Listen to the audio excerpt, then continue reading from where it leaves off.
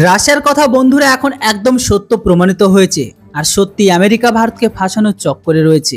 বন্ধুরা এখন আমি আপনাদের যে খবরটা দিতে চলেছি আপনারা সেটাকে দেখে অবাক হবেন যে আমেরিকা কিভাবে ভারতকে লোটার চেষ্টা করছে।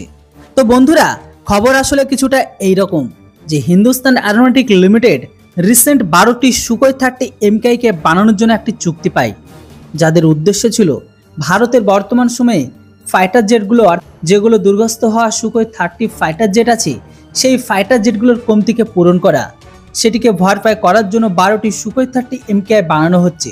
কিন্তু বন্ধুরা হিন্দুস্তান অ্যারোনটিক লিমিটেড তারা জানিয়েছে যে আজকের দিনে একটি সুখোই 30 MKI জেট বানানোর জন্য $70.3 মিলিয়ন খরচ হয়।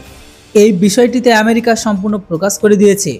যেমনটা আজ থেকে কয়েকদিন আগে রাশিয়া ভারতকে ওয়ার্নিং দিয়ে জানিয়েছিল যে ভারতকে MQ-9 ড্রোন কেনা উচিত নয়, কেননা এটা অনেক বেশি দামি। আর এখানে আমেরিকা ভারতকে শুধুমাত্র ফাঁসানোর চেষ্টা করছে। তাই এখানে আপনারা দেখলে বুঝবেন যে রাশিয়ার কথা সত্যি প্রমাণিত হচ্ছে, কেননা আমেরিকার MQ-9 ড্রোন ভারতের ডাবল ইঞ্জিন সুখোই 30 ফাইটার জেটের থেকে ডবল দাম। যেখানে একটি সুখোই ফাইটার জেট কেবলমাত্র $70.3 মিলিয়ন তৈরি হচ্ছে, তো সেখানে আবার আমেরিকার একটি MQ-9 ড্রোন 100 মিলিয়ন প্লাসের বেশি যাচ্ছে। তাই দেখলে বুঝবেন যেখানে একটি সুখোই 30 ফাইটার জেটের দাম $70 মিলিয়ন, তো সেখানে আবার একটি আমেরিকার ড্রোনের দাম পড়বে 100 মিলিয়ন প্লাস। মানে আমেরিকার অস্ত্রের দামে ভারতকে প্রায় লুটে নিচ্ছে। তাই এখানে বলাই চলে রাশিয়ার কথা সত্য বলে প্রমাণিত হচ্ছে।